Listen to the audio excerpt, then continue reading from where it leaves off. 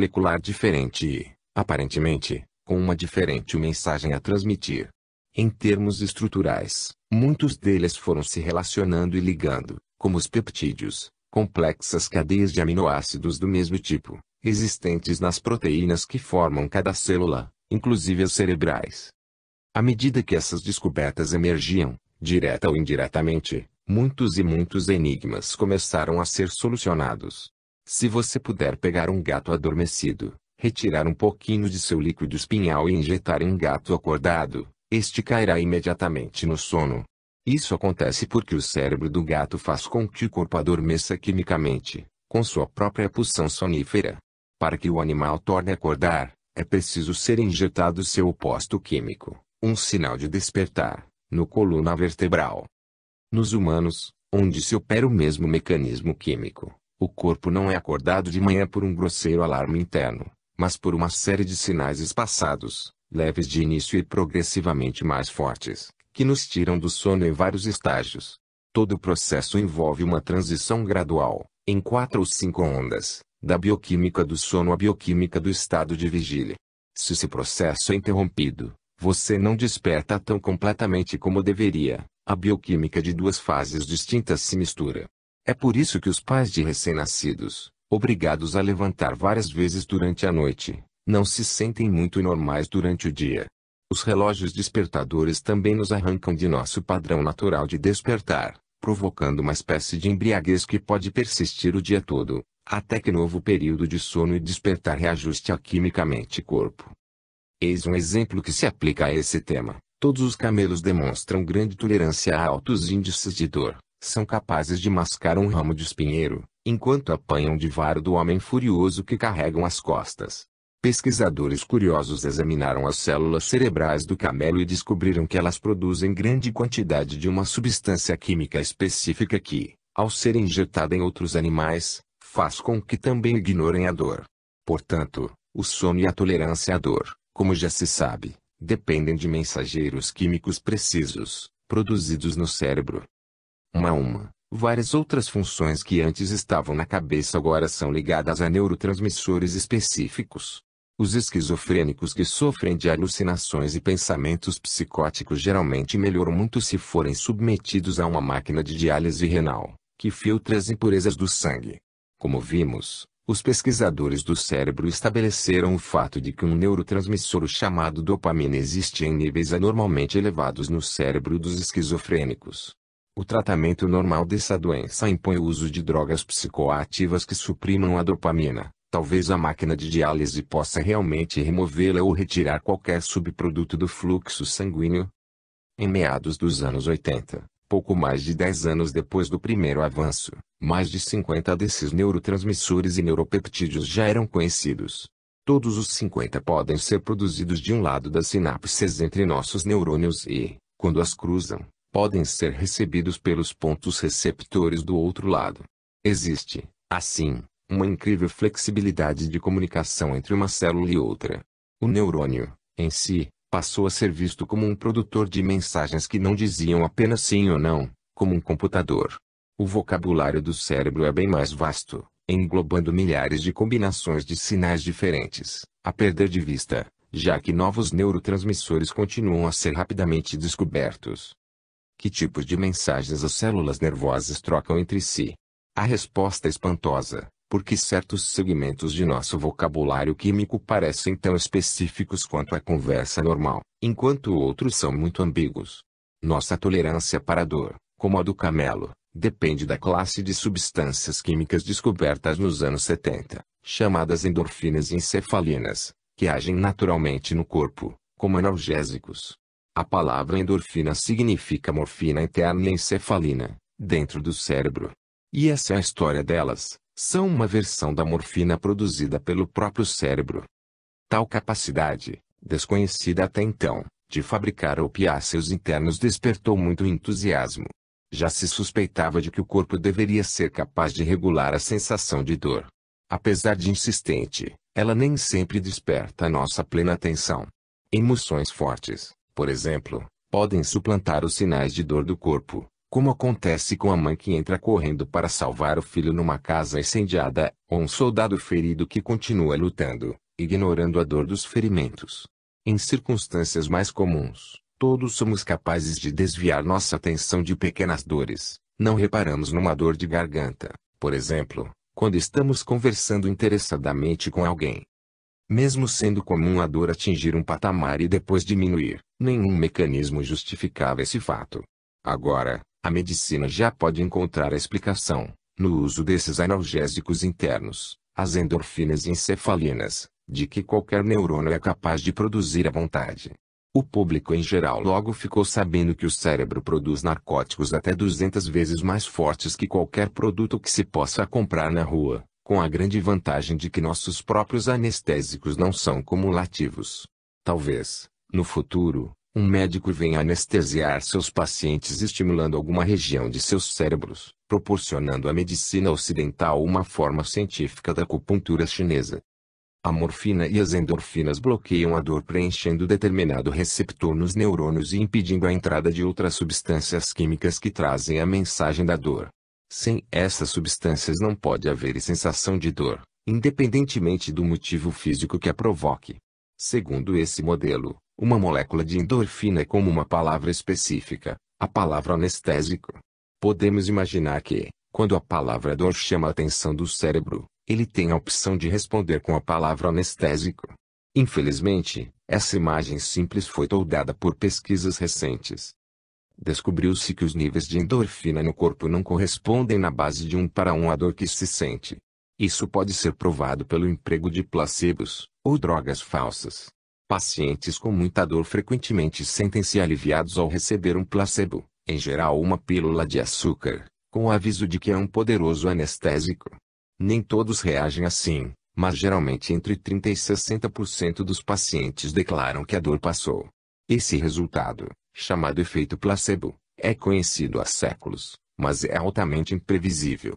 O médico não pode avaliar previamente o que pacientes serão beneficiados nem o quanto. Em primeiro lugar, porque uma pílula inofensiva de açúcar pode aliviar a dor, mesmo a mais aguda, de úlcera péptica ou de cirurgia traumática. As endorfinas devem ser a resposta, segundo foi descoberto. Uma droga chamada naloxone age como antagonista químico da morfina, o que significa possuir a capacidade de expulsar as moléculas de morfina de um ponto receptor. Quando o naloxone é administrado depois de um anestésico, a sensação de dor volta instantaneamente.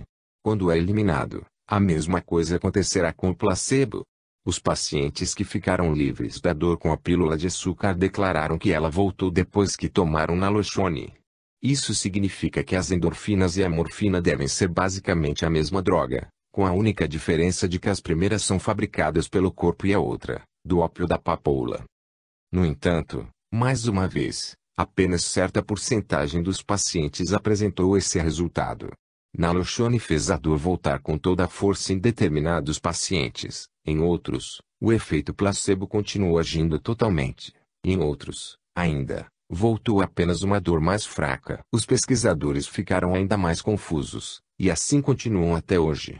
As endorfinas são, sem dúvida, os anestésicos internos, mas descobrir essas novas moléculas não foi a resposta completa. Estudos sobre a dor já demonstraram que a morfina não é quimicamente idêntica às endorfinas, que estas interagem de um modo mais completo que as drogas narcóticas e que qualquer forma de tratamento para alívio da dor, morfina, endorfinas, acupuntura ou hipnose, tem efeito muito variável. Também foi descoberto que as endorfinas não podem se transformar em produtos farmacêuticos satisfatórios, porque nossos anestésicos internos causam tanto vício quanto a heroína, se injetados. Em pouco tempo, as mesmas complicações frustrantes que os cientistas enfrentaram com as endorfinas e encefalinas abrangeram todos os outros neurotransmissores. Acontece que um neurônio não se limita, simplesmente, a captar o sinal de uma célula nervosa vizinha e passá-la incólume à sinapse seguinte. Essa é apenas uma escolha entre outras. Mesmo não sendo possível descrever exatamente como os neurônios recebem suas mensagens químicas, ou como as transportam pelos próprios axônios, ou troncos, sabe-se que o processo deve ser muito flexível.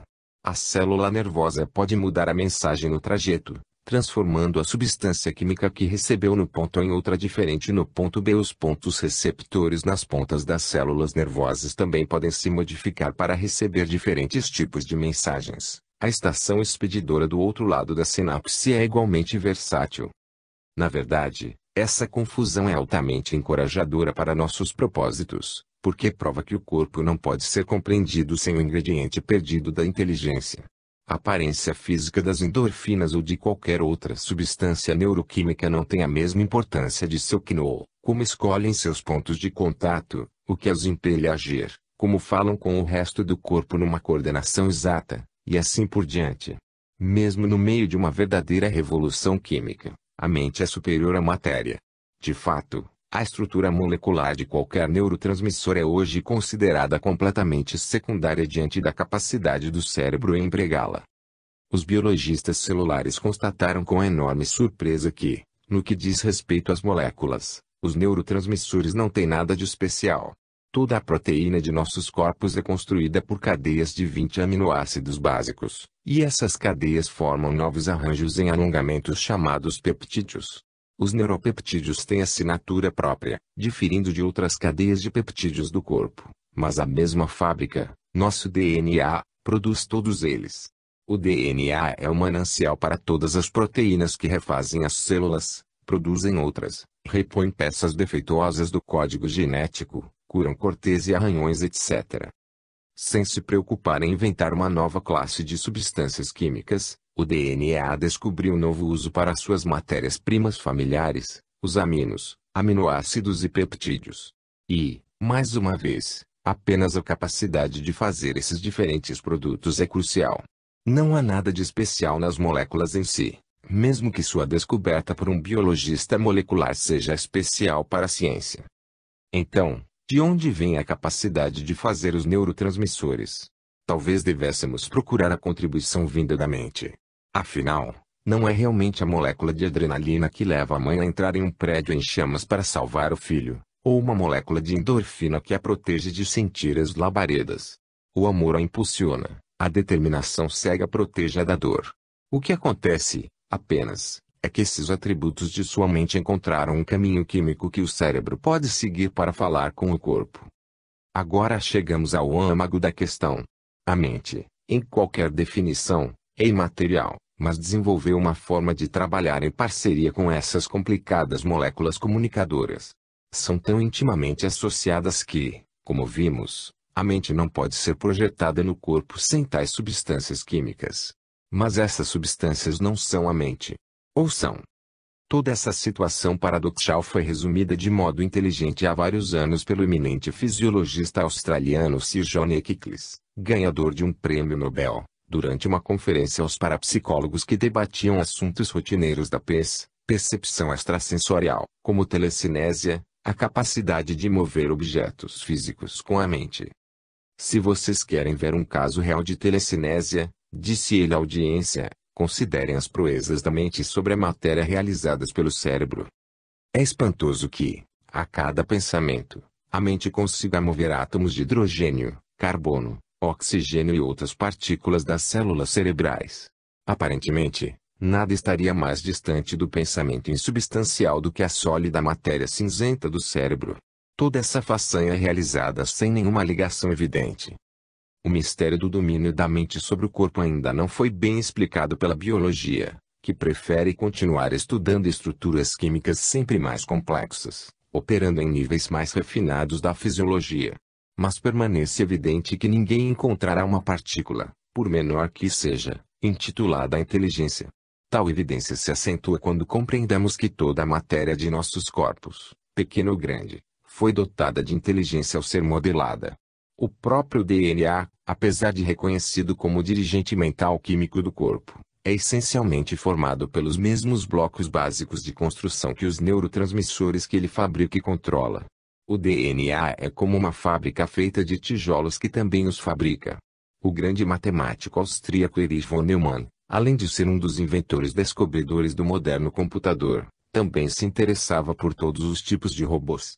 Uma vez inventou, no papel, uma máquina verdadeiramente engenhosa, um robô capaz de fabricar robôs iguais a ele, em outras palavras, uma máquina autorreprodutora.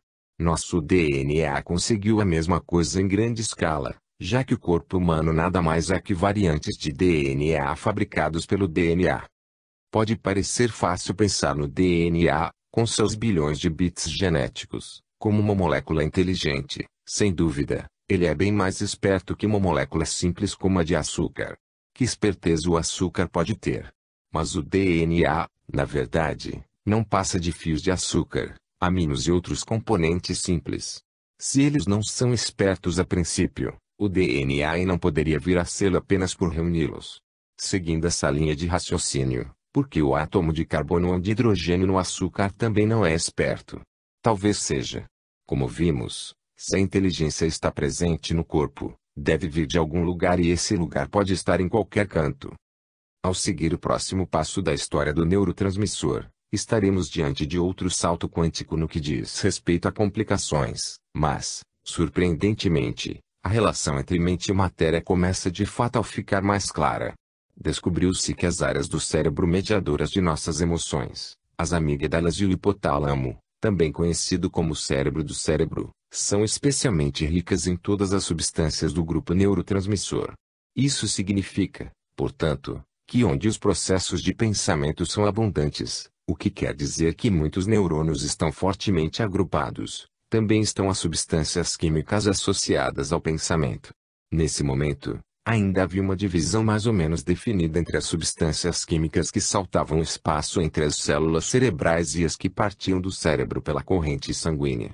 Em meu campo, a endocrinologia, uma das qualidades definidoras do hormônio é que ele flui pela corrente sanguínea, um processo geralmente bem mais lento que o da transmissão de uma célula nervosa, que registrou uma velocidade superior a 360 km por hora. Um sinal enviado da cabeça ao dedo do pé leva a menos de um quinquagésimo de segundo.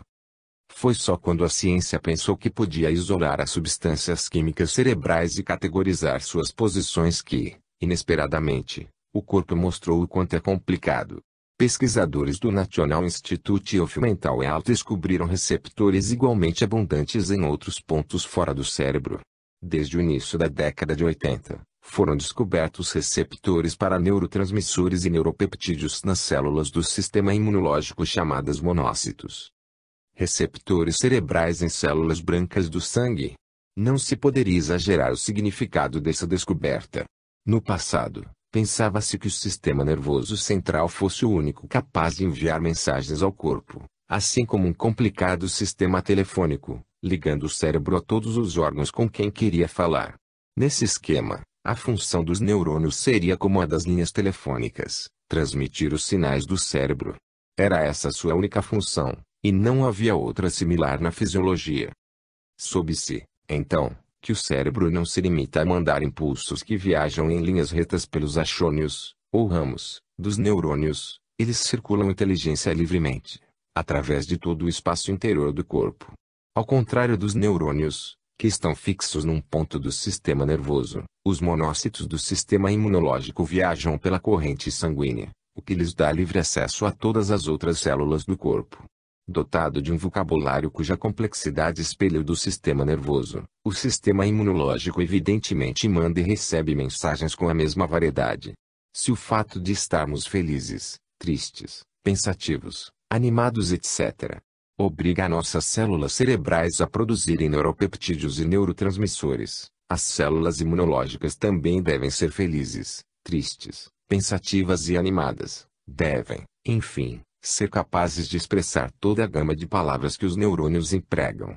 Os monócitos podem ser considerados, então, como neurônios circulantes.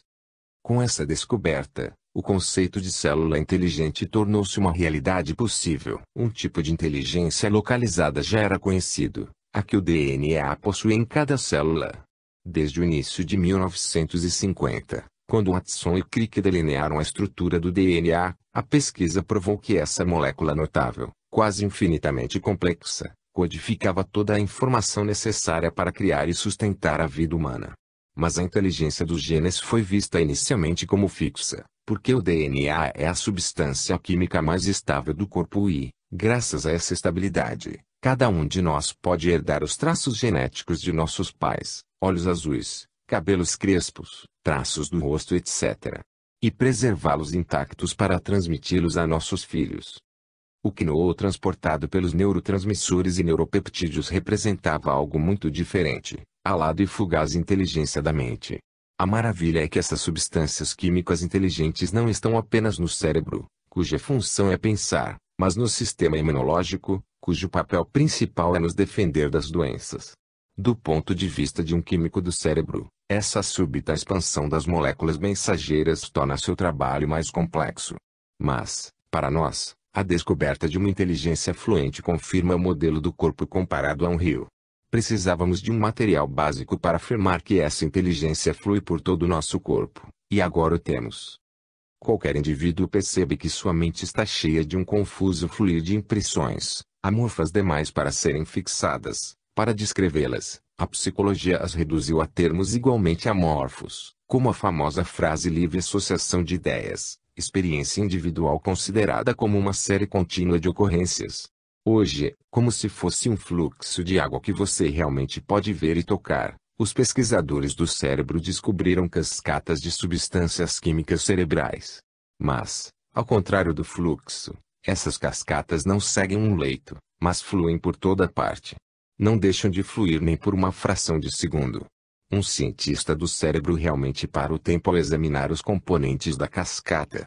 As substâncias químicas que ele quer encontrar são mínimas. Foram necessários os cérebros de 300 mil carneiros para formar 1 miligrama da molécula que o cérebro usa para estimular a tireoide. As células receptoras também não são fáceis de se captar. Dançam continuamente na superfície das paredes celulares e mudam de forma ao receber novas mensagens. Qualquer célula pode contar com centenas ou até milhares de pontos de contato, mas apenas um ou dois podem ser analisados ao mesmo tempo. A ciência aprendeu mais sobre a química do cérebro nos últimos 15 anos do que em toda a história anterior, mas ainda somos como estrangeiros que tentam aprender o idioma da nova terra lendo rabiscos em papéis apanhados na rua. Até agora ninguém foi capaz de captar exatamente como a cascata de substâncias químicas se modela, para fazer tudo o que a mente consegue. Lembranças, sonhos e todas as atividades diárias da mente permanecem um profundo mistério no que diz respeito a seu mecanismo físico. Mas agora sabemos que a mente e o corpo são como universos paralelos. Tudo o que acontece no universo mental necessariamente deixa sinais no físico. Recentemente, os pesquisadores do cérebro conseguiram uma forma de fotografar o percurso dos pensamentos em 3D, como um holograma. O processo, conhecido como PET, tomografia por emissão de positron, consiste em injetar-se na corrente sanguínea a glicose, cujas moléculas de carbono foram marcadas com radioisótopos. A glicose é o único alimento do cérebro que utiliza muito mais depressa que os tecidos comuns.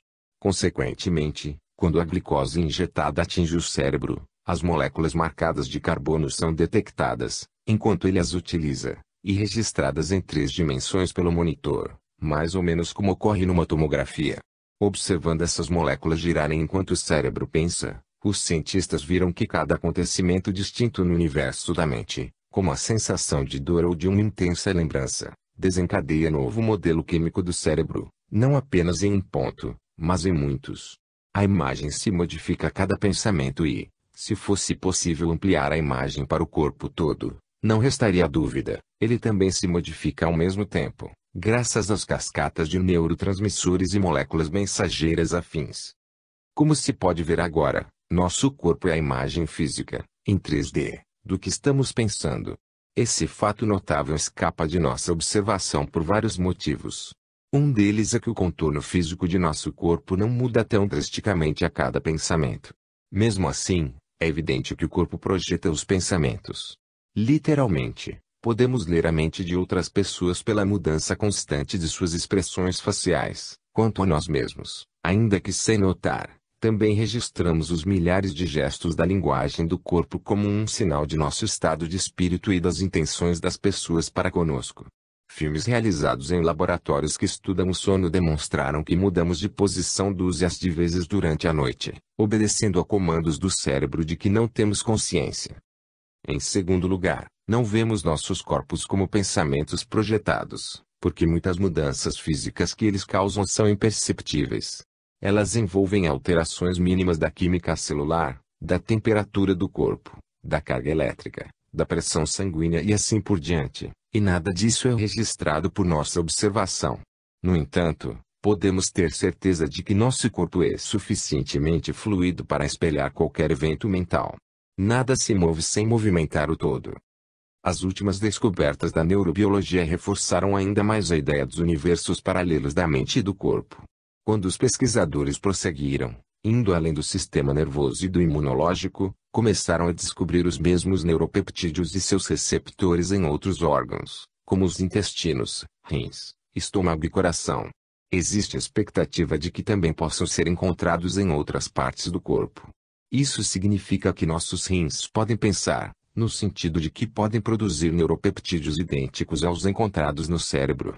Esses pontos receptores não são apenas manchas viscosas. São questões à espera de respostas na linguagem do universo químico. É muito provável que, se em vez dos poucos rabiscos em papéis tivéssemos um dicionário completo, conseguiríamos descobrir que cada célula fala tão fluentemente quanto nós. Em nosso corpo, as perguntas e respostas prosseguem sem fim. Apenas uma pequena glândula, como a tireoide, tem tanto a dizer ao cérebro e às suas companheiras, as glândulas endócrinas, e através delas a todo o corpo, que essa cascata de conversas influencia dezenas de funções vitais como o crescimento, o índice metabólico e muito mais. A rapidez de nosso pensamento, nossa estatura, o tamanho de nossos olhos, por exemplo, dependem em parte do conselho da tireoide. Portanto, podemos concluir com segurança que a mente não fica confinada ao cérebro como numa divisão precisa, que serve à nossa conveniência. A mente se projeta a qualquer ponto do universo interior. Um dos pesquisadores mais avançados e competentes no campo da química cerebral, Dr. Candace Pert, diretor da Divisão de Bioquímica Cerebral do National Institute of Mental Health, salientou que é muito arbitrário afirmar que o DNA ou um neurotransmissor pertence ao corpo, em vez de à mente. O DNA é quase tão puro conhecimento quanto a matéria. O Dr. Pert se refere a todo o sistema mente-corpo como uma rede de informações, e dá menor ênfase ao nível grosseiro da matéria e maior ao nível sutil do conhecimento. Na realidade, existe algum motivo para se manter a mente e o corpo afastados? Pert, ao escrever, prefere englobá-lo em uma palavra, body-mind, corpo-mente. Se esse termo for adotado, isso indicará claramente que um muro caiu. Ele ainda não recebeu apoio da ciência médica, mas isso pode mudar muito rapidamente. A cada dia fica mais claro que o corpo e a mente são espantosamente semelhantes.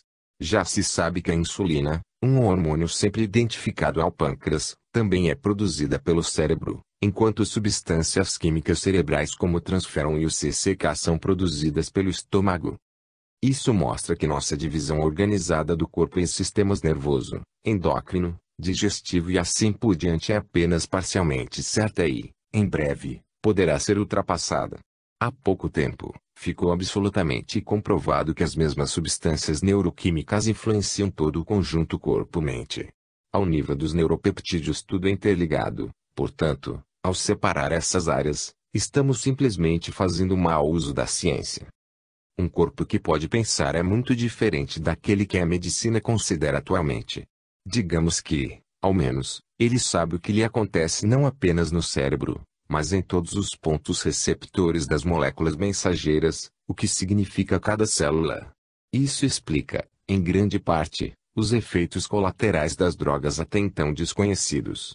Algumas delas têm um número incrível desses efeitos. Se eu consultar meu physician's desk reference, o índice médico de todos os remédios que podemos receitar, vou encontrar páginas e páginas sobre corticosteroides. O corticosteroide, ou apenas esteroide, mais comum é cortisona, mas todo o grupo é muito receitado no tratamento de queimaduras, alergias, artrite, inflamações pós-operatórias e dúzias de outros males.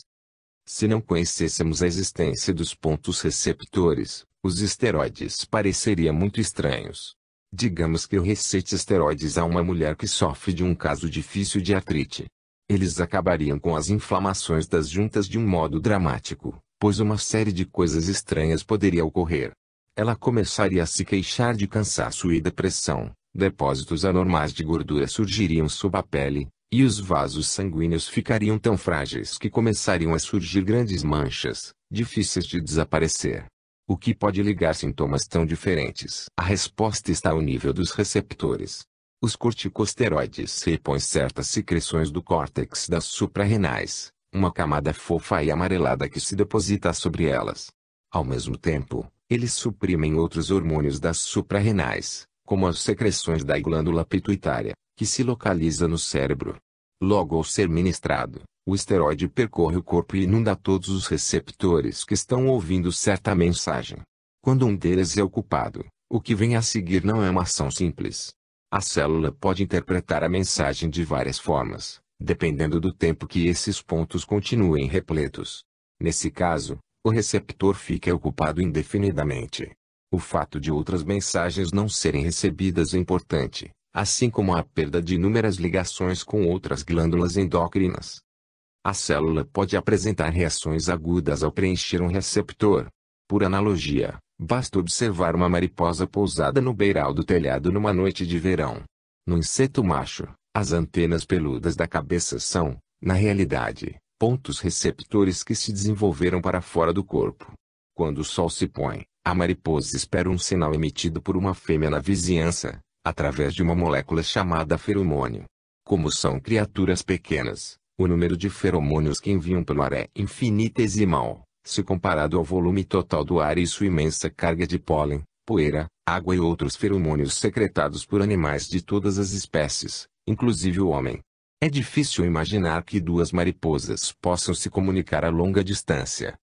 Mas, quando uma única molécula de feromônio toca a antena do macho, seu comportamento se transforma. Ele persegue a fêmea e inicia um complicado ritual de conquista pelo ar, que precede a cobertura. Biologicamente falando, o que causa esse comportamento tão complexo é uma única molécula. Quando receito esteroides a uma paciente que sofre de artrite, trilhões de moléculas e pontos receptores estão envolvidos nisso. Assim, os vasos sanguíneos, a pele, o cérebro, as células de gordura etc. apresentam diferentes reações. Em meu guia médico, as consequências do uso de esteroides por longo prazo incluem diabetes, osteoporose, supressão do sistema imunológico, a pessoa fica mais suscetível às infecções e ao câncer, úlceras pépticas, hemorragia interna, elevação do colesterol e muito mais. Até a morte pode ser incluída entre os efeitos colaterais, porque o uso de esteroides por muito tempo força o córtex das suprarrenais a se contrair, exemplo de como um órgão pode se atrofiar por falta de uso. Se o esteroide for retirado muito rapidamente, as glândulas suprarrenais não têm tempo de se regenerar. A paciente fica sem uma defesa adequada ao estresse, que os hormônios fornecidos pelas suprarrenais ajudam a debelar. Ela pode ir ao dentista para extrair um dente do siso, uma tensão geralmente dentro dos limites normais, mas, sem os hormônios adrenais, pode entrar em estado de choque. Uma extração de dente pode até matá-la.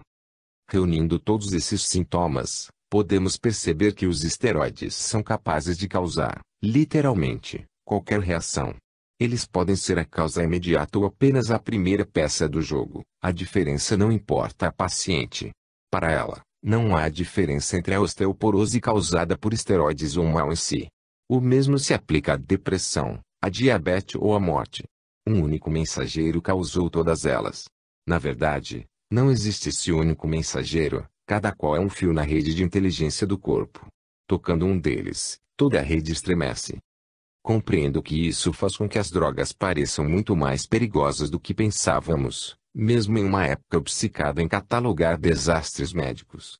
Estamos habituados a uma ideia mais limitada do que são os efeitos colaterais, um toque amargo aliado à doçura, como o espinho na rosa ou a ressaca após uma garrafa de vinho. Em vez disso, um efeito colateral se expande e se transforma em alguma coisa que o corpo pode pensar. Estamos geralmente protegidos de danos mais sérios, porque o corpo reage obedecendo a certas regras estreitas. Um paciente que toma aspirina pode provocar uma hemorragia da parede do estômago, mas não um ataque cardíaco. No entanto, cada célula do corpo tem uma ampla área de ação. É um ser consciente, que percebe o mundo à sua volta. Os efeitos colaterais descritos por meu guia médico são apenas os observados até agora. Li recentemente a história de um médico, membro de uma equipe hospitalar, que ficou aflito quando um de seus pacientes, homem de 70 e tantos anos, subitamente passou a agir de modo paranoico. Obcecado pela ideia de que sua casa ia ser assaltada por ladrões, comprou uma arma para guardá-la sob o travesseiro. Certa noite, aterrorizou a esposa ao saltar da cama e correr a escada abaixo com a pistola, começando a procurar furiosamente os assaltantes atrás das poltronas. Sabendo que a alucinação do marido era perigosa, a mulher o levou imediatamente ao médico. O paciente não tinha nenhum antecedente de doença mental nem estava tomando nenhum remédio além do digitálico para estabilizar o ritmo de seu coração. Considerando sua idade, o médico concluiu que seu diagnóstico era o mal de Alzheimer. No entanto, ele encaminhou o paciente a um neurologista para fazer uma tomografia que não acusou nada de anormal. Aposto que esse homem está tendo alucinações por causa do uso do digitálico, comentou o neurologista. O médico, também professor de medicina em Nova York, nunca vira esse efeito colateral em seus 30 anos de prática, embora se lembrasse de algum comentário vago sobre o assunto. Ele reduziu a dosagem do digitálico e, 10 dias depois, o paciente voltou ao normal. Parecia um fato muito estranho que a medicação, tão específica para o coração, levasse à insanidade. Se esse paciente tivesse sofrido alucinações décadas atrás, quando o guia médico ainda não registrava esse efeito colateral, nenhum médico acreditaria. Mais recentemente, o próprio médico em questão só acreditou depois de uma série dispendiosa de exames que afastaram qualquer outra possibilidade. O que este caso nos ensina é que nunca podemos saber o que o corpo está pensando, ou em que parte dele. E perfeitamente possível que o coração do homem tenha enlouquecido, ou melhor, tenha movimentado o gatilho que desencadeou a paranoia. O cérebro e o coração têm muitos pontos receptores em comum, e, o que é mais importante, compartilham o mesmo DNA, o que significa que a célula do coração pode se comportar como uma célula cerebral, uma célula do fígado ou qualquer outra do organismo. Após cirurgias cardíacas em que é feito o corte do tórax, é comum pacientes sofrerem crises psicóticas e começarem a ter alucinações. A explicação para isso é que eles, subitamente, começam a ver homenzinhos verdes passeando pelo lençol, porque ficam deitados de costas no vazio estéril da unidade de tratamento intensivo, embriagados pela falta de oxigênio no cérebro. Mas, por acaso, não seria possível responsabilizar o coração por essas alucinações?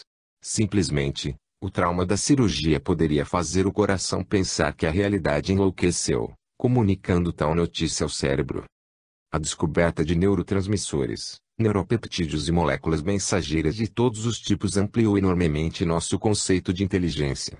Mas, se cada célula tem um número infinito de mensagens que pode enviar e receber, é também evidente que apenas um pequeno número delas pode ser ativado em determinado momento. Quem ou o que controla tais mensagens? O fato é que essa é uma pergunta explosiva. Em qualquer laboratório de pesquisas, as reações surgem automaticamente após o início da experiência, basta apenas misturar uma substância química a outra. Mas alguém precisa escolher essas substâncias na prateleira e iniciar a experiência. Tradicionalmente, a medicina vem preferindo ignorar esse fato quando se aplica ao corpo humano. Vemos agora que, com milhares de substâncias químicas em sua prateleira, uma célula não é obrigada apenas a escolhê-las, misturá-las e analisar os resultados. Em primeiro lugar, precisa fabricar essas substâncias químicas, descobrindo milhares de fórmulas para criar novas moléculas de poucos elementos básicos: carbono, hidrogênio, oxigênio e nitrogênio. Para isso, é preciso uma inteligência. Portanto, acompanhando a história dos neuropeptídeos, acabamos chegando a uma radical mudança de ponto de vista.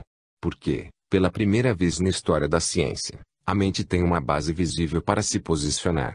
Antes, a ciência declarava que somos máquinas físicas que, de alguma forma, aprenderam a pensar. Agora, desponta a ideia de que somos pensamentos que aprenderam a criar uma máquina física. 5. Fantasmas da memória. Recentemente, recebi em meu consultório de Boston uma jovem de 20 e tantos anos, que trabalha parte do tempo como modelo. Depois de esconder, durante anos, que sofria de um problema alimentar, sua família conseguiu persuadi-la a procurar tratamento. A jovem era obcecada pelo corpo desde a adolescência. Com o tempo, essa preocupação tornou-se excessiva e acabou aflorando como uma dupla doença, anorexia nervosa e bulimia. Observando essa moça atraente e vistosa, aparentemente normal, fui levado a pensar que seu problema teria solução fácil. Mesmo com extensa pesquisa e grande publicidade nos últimos tempos, a anorexia e a bulimia continuam a ser doenças muito enigmáticas. Por que certas moças, entre as quais muitas bem educadas e de posses, passam a cultivar uma incontrolável obsessão por regimes e perda de peso? As anorexicas criam medo dos alimentos e horror ao ato de comer. Vivem confinadas a um ritual padronizado de comportamento, que acaba por levá-las à inanição voluntária, ainda sem admitir que estão magras demais, e, às vezes, até a morte. A bulimia, doença companheira da anorexia, pode surgir separadamente ou coexistir com ela, como no caso dessa moça. Na bulimia, o horror aos alimentos assume a estranha forma de ingestão exagerada de comida. Geralmente, a quantidade de alimentos que um bulímico consome pode ser enorme, cerca de 2.000 a 50.000 calorias de uma vez. 2.000 calorias diárias são suficientes para sustentar um homem vigoroso de 70 quilos. Essa grande quantidade de alimento é devolvida pelo vômito, o que gera tremenda tensão no aparelho digestivo e em todo o corpo. A doença dessa moça, em particular, tinha avançado a tal ponto que ela se obrigava a vomitar todos os dias para manter o peso um pouco abaixo do normal, como seu trabalho exigia. Contou-me que só de olhar uma sobremesa começava a suar e o coração disparava. Ela era muito inteligente e ouviu atenta minha explicação de que a raiz de seu mal estava no fato de se enganar com sua autoimagem. Como nossa sociedade vive obcecada pelo ideal da magreza, muitas mulheres procuram viver com a imagem íntima que fazem de seus corpos e que não combina com sua aparência física. No entanto, no caso dela, tal imagem não dizia preciso ser magra, mas afirmava nunca serei magra o suficiente. Para explicar essa doença paradoxal, é necessário que se abandone a distinção entre mente e corpo, pensando em um único sistema corpo-mente. Isso se deve ao fato de se tratar de uma doença holística, o oposto cruel da saúde holística. Nas mulheres anorexicas, a ideia distorcida preciso ser mais magra domina a mente como um fantasma malvado e enganador. Mesmo depois de longa hospitalização e de exaustivo tratamento psiquiátrico, raramente a paciente volta a comer como uma pessoa normal. A pessoa normal teria de lutar para não comer e, quando o corpo chegasse ao estado de inanição, seus sinais de fome suplantariam todos os outros no corpo-mente, até o desejo pelo alimento sair vencedor. Para alguém que sofre de anorexia, a relação é exatamente inversa. A compulsão de evitar a comida é irresistível. Enquanto eu discorria sobre o assunto, a moça me olhou tristemente e murmurou: então, os fantasmas existem realmente, não é? Fiquei atônito e respondi, depois de um momento: é verdade, mas esse fantasma pode ser exorcizado. Falávamos do fantasma da memória, uma certa lembrança escolhida e armazenada no corpo. A memória parece uma coisa muito abstrata, enquanto os alimentos são bem concretos.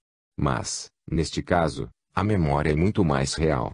Se uma pessoa é compulsivamente magra ou gorda demais, isso não depende, em princípio, do que ela come. Essa é a verdade para condições menos estranhas que a anorexia.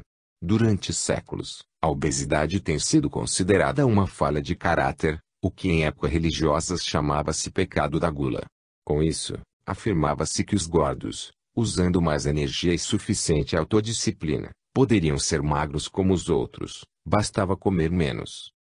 Agora, tornou-se reconhecido que os regimes não resolvem o problema dos doentes crônicos, como também não resolvem o caso contrário, enchendo de alimentos os anoréxicos, porque o cérebro de um gordo manda sinais irresistíveis para que se alimente em excesso.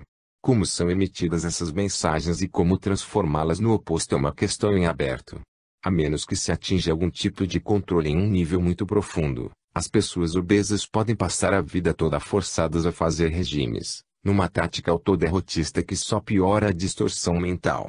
A perda de 2,5 quilos é registrada no cérebro como fome. Na próxima vez em que oferecerem comida ao obeso, seu cérebro não vai querer de volta apenas os 2,5 quilos, mas 4 quilos, para se garantir contra a fome seguinte. Sabe-se de casos em que obesos até ganharam peso com regimes, apenas com as calorias necessárias para sustentar o metabolismo basal. Isso aconteceu porque o cérebro é capaz de alterar o metabolismo de tal forma que as calorias passam a ser estocadas como gordura, em vez de serem queimadas como combustível. Ninguém sabe por que a inteligência é tão incapaz de transformar essas distorções da autoimagem. Os fantasmas ficam mais fortalecidos à medida que lutamos contra eles.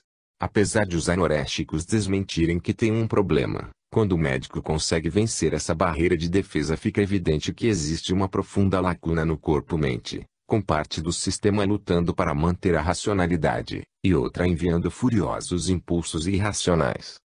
Certa vez, passei horas aconselhando outra vítima de anorexia, uma mulher de 30 e alguns anos, que, embora pesasse menos de 40 quilos, acabara de ter um filho. Seu declínio físico era rápido. 10% dos anoréxicos morrem de inanição deliberada ou de causas ligadas à má nutrição. Seu caso era especialmente estranho, porque o que ela mais apreciava era ir para casa e cozinhar para a grande família italiana, servindo pratos de massa a dúzias de irmãos, irmãs, primos, tias e tios. Nossa conversa prosseguia razoável, apesar da natural dificuldade, até que ela me fez uma pergunta repentina. Você acha, realmente, que vai conseguir me afastar disso com essa conversa? Compreendo tudo perfeitamente, sabe? O que não adiantou nada. Deixe-me em paz. É assim que preciso me alimentar. Diga-me, ela prosseguiu, olhando-me com indisfarçada hostilidade. Quantas pessoas deixaram de fumar porque você conversou com elas? Todas sabem o que a nicotina pode causar, o perigo de câncer no pulmão e tudo mais. Mas não adianta falar com elas nem comigo. Encostei-me na poltrona, sentindo ondas geladas de ódio enquanto ela falava. Como conseguia conviver com tudo aquilo, naquele emaranhado confuso de ideias? A verdadeira questão não é se posso ajudá-la, não é mesmo? Comentei, quando se acalmou. Trata-se de saber se você é capaz de se ajudar. Ela pareceu ligeiramente mais amigável e continuei, sabe, você não está me ferindo por não comer. Não está ferindo ninguém, mas apenas algo que não passa de uma imagem. Tudo está em seu interior, e essa é a parte mais difícil, tanto para você, como pessoa, quanto para mim, como seu médico. Essa história não tem um final rápido e feliz. Sem dúvida, minha paciente estava certa quanto à inutilidade de conversarmos sobre a doença. Ela continua sendo uma pessoa muito hostil e confusa, mas tenho esperança de que, no grupo de discussão de problemas que passará a frequentar, outros anoréxicos e bulímicos poderão ajudá-la. Para exorcizar seu fantasma da memória, ela terá de chegar ao nível em que ele vive. Até o fantasma desaparecer, pacientes como ela não sentem que sofrem de uma doença, eles são a doença. Afirmo isso de modo categórico. O que acontece quando você vê uma cobra e dá um salto para se desviar dela? O pensamento gerado pelo medo, cuidado, uma cobra, vem à sua mente no mesmo instante em que a adrenalina o leva a saltar. Geralmente, a ideia e a ação estão ligadas a tal ponto que o pensamento consciente nem encontra tempo para formar palavras. Você apenas vê a cobra e salta. Portanto, não existe espaço para erguer uma divisão entre eles. No caso de um anoréxico, a simples visão do alimento desperta uma onda de revolta.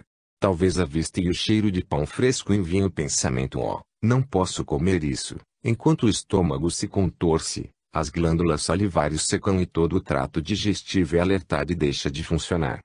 Claro que essa é uma reação distorcida, mas ocorre junto com o pensamento, e não há espaço para se erguer uma divisão entre ambos.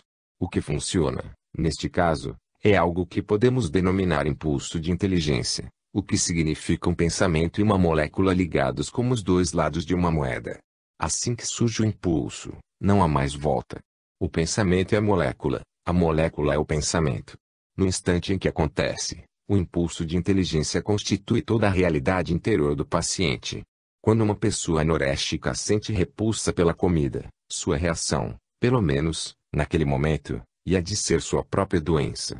O mesmo é verdade para um obeso que procura resistir à comida, ao fumante que procura não fumar outro cigarro, e assim por diante. Você não pode mudar um pensamento depois de tê-lo formulado. Todo o esforço interno de tais pacientes é uma tentativa inútil. Mas existe outro componente no impulso de inteligência, além do pensamento e da molécula. O terceiro componente é o silêncio. Esse é o componente que não se vê. Como todos nós, Os anorexicos precisam arrancar esses pensamentos da região mais profunda que é das ideias, porque é ali que a cura pode surgir. A compreensão horrível do anoréxico "eu sou minha doença" pode ser verdadeira, mas não é definitiva. Se a pessoa conseguisse transcender suas compulsões, observando-as sem se envolver, a doença a terminaria. Sendo apenas uma testemunha silenciosa, ficaria livre do fantasma. Arquimedes declarou que se tivesse uma alavanca longa o suficiente e um local para apoiá-la poderia mover a Terra. Presume-se que teria de ficar em pé no espaço exterior. A anoréxica precisa desse local. Infelizmente, o ser humano é confinado ao espaço interior. Ninguém tem um sistema nervoso extra pendurado no armário, no caso de o primeiro ficar com ideias estranhas. É triste, mas inevitável, não há lugar lá fora para ficarmos em pé. Sem nos apercebermos, confiamos muito no fato de nossos pensamentos desencadearem as substâncias químicas adequadas para nossos corpos. A mente e suas moléculas mensageiras são combinadas de um modo automático e perfeito. Mas esse processo pode ser interrompido e, então, a convulsão resultante será como acionarmos dois programas diferentes no mesmo computador. Quando o input está variado, não é de se estranhar que o printout, seu corpo, fique em desordem. Por exemplo, uma das drogas mais ambíguas já descobertas é o Valium. Ele pertence a uma classe de substâncias químicas chamadas benzodiazepinas, usadas tanto como tranquilizantes quanto como soníferos. Quando surgiram, essas substâncias foram consideradas revolucionárias. Suas predecessoras, os barbituratos, apresentavam efeitos notórios, provocavam grande dependência, induziam ao sono de má qualidade, porque bloqueavam os sonhos, e uma overdose poderia ser fatal. Em contrapartida, o Valium e seus similares davam mais sono, provocavam menos ressaca e era mais difícil ocorrer uma overdose. No início, ainda, pareciam não criar dependência. No auge de sua popularidade, calculava-se que ele representava uma quarta parte de todas as receitas fornecidas nos Estados Unidos. Agora, já se sabe que o Valium provoca a dependência e produz irregularidades no sono, interferindo com o terceiro e quarto estágios do sono profundo e sem sonhos, e que também ocorrem sérios sintomas de reabsorção, depois de uso prolongado. Se observarmos no plano dos receptores da parede celular, nada disso é surpreendente, porque o Valium vence a competição das substâncias neuroquímicas do organismo e ocupa seus pontos receptores. Esse tipo de interferência talvez fosse vantajoso, se ele apenas competisse com os neuropeptídeos responsáveis pela causa das sensações de ansiedade, chamados octadecaneuropeptídeos. Mas o efeito calmante da droga não vem sozinho, o Valium confunde todo o sistema nervoso. Além disso, descobriu-se recentemente que os monócitos do sistema imunológico também são agredidos por ele. Portanto, quando um médico receita o que considera um sonífero ou tranquilizante, está afetando ao mesmo tempo o sistema imunológico, criando grande confusão entre os receptores celulares. Ninguém sabe se isso tem causado algum mal, principalmente porque as descobertas sobre o sistema imunológico são recentes demais.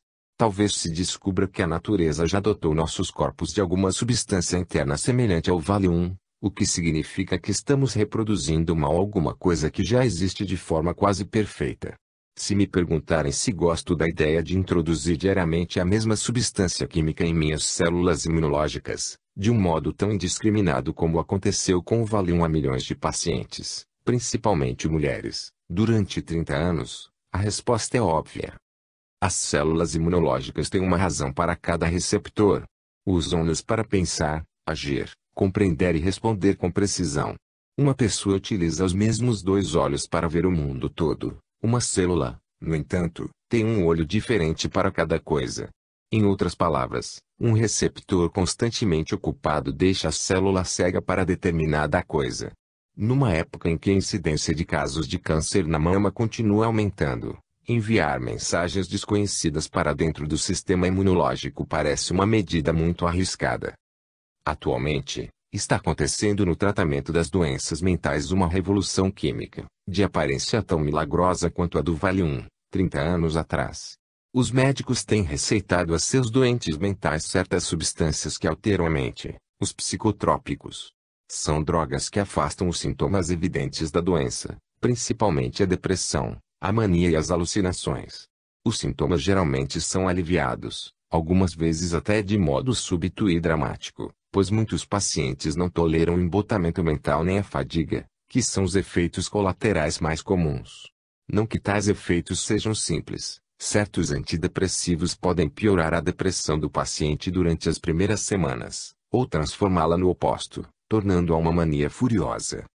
Os críticos dessas terapias à base de drogas costumam chamá-las de lobotomias químicas e as acusam de destruir a dignidade humana do paciente. Sem dúvida, ocorrem muitos abusos, principalmente nos grandes hospitais públicos para doentes mentais, que possuem poucos funcionários para o atendimento. É necessária uma percepção aguda para se estabelecer a dosagem correta de qualquer droga psicotrópica. E contam-se muitas histórias sobre pacientes deprimidos que reagiram de modo tão negativo aos medicamentos que acabaram se suicidando em vez de se curarem. Mesmo assim, o sucesso nesse campo está representado pelo momento em que o uso de determinadas drogas possa curar a esquizofrenia e a depressão ao mesmo tempo, não hoje, mas no futuro. Ainda não existe nenhum esquizofrênico curado por processos químicos. Isso acontece simplesmente porque é mais difícil ser uma pessoa normal do que não ter alucinações. Quando você interrompe as visões e as vozes que enchem a cabeça e os ouvidos de um paciente, não encontra uma pessoa normal, mas uma verdadeira concha. Alterar o nível químico de dopamina, mesmo que fosse um processo 1000 vezes superior ao atual, não bastaria para levar à cura. A razão está contida na lição que aprendemos com os próprios neurotransmissores. Para cada avanço químico surge também uma barreira química. A boa notícia sobre os neurotransmissores é que eles são matéria. Um pensamento saudável ou louco é difícil de ser apreendido por ser inatingível, não é nada que se possa tocar ou sentir. Mas os neurotransmissores são tangíveis, sem dúvida, apesar de tão minúsculos e com vida tão curta. O papel do neurotransmissor é combinar-se a um pensamento. Para isso precisa ter moléculas tão flexíveis quanto as ideias, igualmente fugazes, vagas, mutantes e leves. Tal flexibilidade é uma espécie de milagre e ao mesmo tempo uma maldição, já que ela cria uma barreira quase intransponível. Nenhuma droga fabricada pelo homem pode imitar essa flexibilidade, tanto atualmente quanto num futuro previsível. De fato, nenhuma droga se equipara a um pensamento. Basta examinar a estrutura de um receptor para isso ficar evidente. Os receptores não são fixos, eles foram apropriadamente descritos como semelhantes a folhas flutuantes do lírio aquático que emergem do núcleo da célula. Como as folhas desses lírios, suas raízes penetram até o centro, onde fica o DNA. Muitos tipos de mensagens entram em comunicação com o DNA, e seu número é potencialmente infinito. Portanto, durante todo o tempo, ele fabrica novos receptores e faz com que flutuem até a parede celular. Não existe um número fixo nem uma disposição determinada dos receptores na parede celular. Provavelmente, nem mesmo deve existir limite para sua sintonia. A parede de uma célula pode ter tão poucas folhas de lírios aquáticos quanto um tanque no inverno, ou pode ficar tão cheia delas como o tanque na época de seu florescimento, em junho. O único fato constante sobre um receptor é sua imprevisibilidade. Por exemplo, pesquisadores descobriram recentemente que um neurotransmissor chamado imipramina é anormalmente produzido no cérebro de pessoas deprimidas. Enquanto localizavam a distribuição dos receptores de imipramina, eles se surpreenderam ao encontrá-los não apenas nas células cerebrais como nas da pele. Porque a pele criaria receptores para uma molécula mental. O que esses receptores da pele teriam a ver com a depressão? Uma resposta plausível é que a pessoa fica deprimida por inteiro, está com o cérebro triste, a pele triste, o fígado triste e assim por diante. Do mesmo modo, os pesquisadores examinaram pacientes que se queixavam de aflição o tempo todo e descobriram níveis anormalmente altos das substâncias químicas epinefrina e norepinefrina em seus cérebros e nas glândulas suprarrenais. Mas também foram encontradas grandes concentrações nas plaquetas do sangue, o que demonstrava que eles também tinham células sanguíneas aflitas. Os médicos sentiram-se frustrados ao perceberem a complexidade desse assunto em termos gerais. As esperanças de cura da esquizofrenia, depressão, alcoolismo, dependência de drogas e outros males foram afastadas em meados dos anos 70, pouco depois de serem isoladas as primeiras endorfinas, em 1973. Agora, a barreira química está mais forte do que nunca, enquanto a confirmada flexibilidade das moléculas mensageiras vem sendo divinizada. Ao pensar nesse problema, tive de me colocar uma questão mais profunda: uma droga pode realmente exorcizar o fantasma da memória? Minha experiência médica responde que não. Já vi por demais pacientes curados por drogas e que, ainda assim, transmitiam uma doentia sensação de vazio. Para começar, em vez de se confiar nas drogas, é preciso que se descubra como a memória doentia do paciente entrou em seu sistema químico. Porque é mais do que evidente que a memória imaterial está ali.